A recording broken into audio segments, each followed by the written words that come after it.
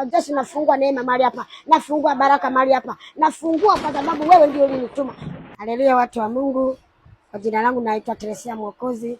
Leo nimefanikiwa kutembelea huduma ya hapa NB Electronic kwa ajili ya kuwaletea neno la Mungu vijana hawa, kuwafundisha. Mungu mwenye enzi, nafungua ibada hii, nafungua neno hili. Baba, naomba wafundishe mwenyewe, mimi nitasimama kama chombo tu. Naomba na kushukuru na kuamini, amen. Basi nitawaachia neno la Mungu ambalo limeandikwa kwenye waraka wa kwanza wa Yohana 2:14. Nawaandikia ninyi akina baba kwa sababu mmemjua yeye aliye tangu mwanzo. Nawaandikia ninyi vijana kwa sababu mna nguvu na neno la Mungu linakaa ndani yenu, nanyi mmeshinda yule mwovu.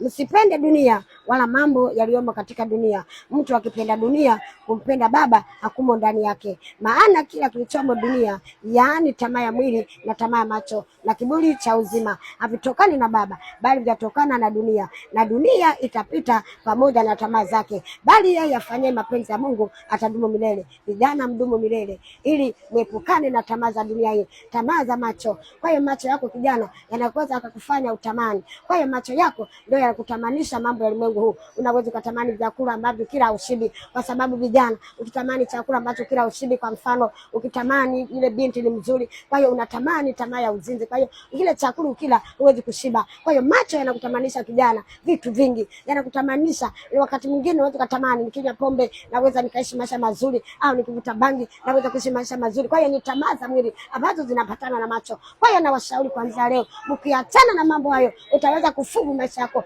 Kwanza unakula chakula kisichoshibisha, alafu kinakupeleka motoni. Vijana, mnasikia maneno haya? Maneno haya ni mazuri sana ninapotembelea mahali hapa, kwa sababu watapokea hili neno na litawajenga, na baada ya yote haya wataingia ufalme wa Mungu. Mungu abariki sana, pokee neema. Basi kwa kuhitimisha, nitaomba kwa ajili ya kuombea mahali hapa, kwa ajili ya kuombea biashara hii, kwa ajili ya kuombea vijana. Mungu Mwenyezi, wewe uketie juu mahali palipoinuka, wewe ni Mungu wa wote wenye mwili. Yeremia inasema kwamba wewe ni Mungu wa wote wenye mwili. Je, kuna neno gumu usiloweza? Hakuna neno gumu usiloweza. Bwana majeshi, uketie juu. Maraki inasema nitafungua milango na madirisha yao, nitawabariki. Baba, fungua milango na madirisha yao. Baba, wabariki, bariki biashara hii, bariki kazi hii, bariki vijana hao. Bwana majeshi, nafungua neema mahali hapa, nafungua baraka mahali hapa, nafungua kwa sababu wewe ndio ulinituma. Ulinituma kasema Teresia Mwokozi, chochote kile utakachokisema na yeyote utakayemwombea Baba, neema itafungua mahali pale na baraka zitakuwepo mahali hapa. Napiga kila nguvu za giza mahali hapa zitakazonyemelea biashara hii, kila nguvu za giza zitakazonyemelea hawa vijana. Chuma ulete kwa mashao, chuma ulete kwa biashara. Napiga kwa damu Yesu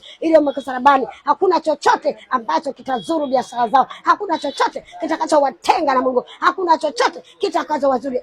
Nguvu za giza, nguvu za mahirizi, nguvu za mahirizi, nguvu za kichawi, maeneo haya kwenye biashara hii, napiga kwa damu Yesu. Hamna kibali tena, hamna maisha tena, mmeshafungua kuzimu. Shetani kakinya, kakinya kwa biashara hii, kakinya kwa vijana hawa, kakinya, huna kibali tena. Ninaomba nashukuru sana Mungu, umetamalaki maarifa. Yesu mwana Mungu, tamalaki maarifa. Tenda kazi pamoja nao, tenda kazi pamoja na Baba. Naomba nakushukuru wote, semeni amen. Amen. Amen. Mungu abariki sana.